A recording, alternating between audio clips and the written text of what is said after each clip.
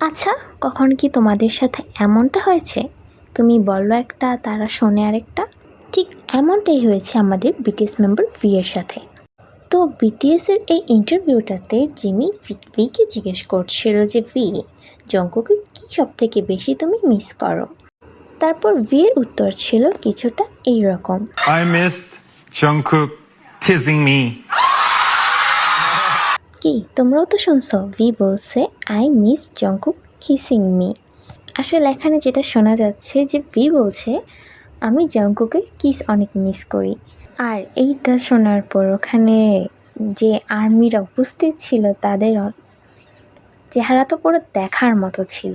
তারপর ভিটা ক্লিয়ার করে যে সে কিসিং মি না, সে বলেছে টিসিং মি, মানে সে জঙ্কুকে বিরক্ত খুবই মিস করে। তো ফার্স্টে আমিও ইন্টারভিউটা দেখা একদম অবাক হয়ে গেছি। তারপর আমিও বুঝতে পারছি বিষয়টা। মাঝে মাঝে আমার সাথে এরকম হয়।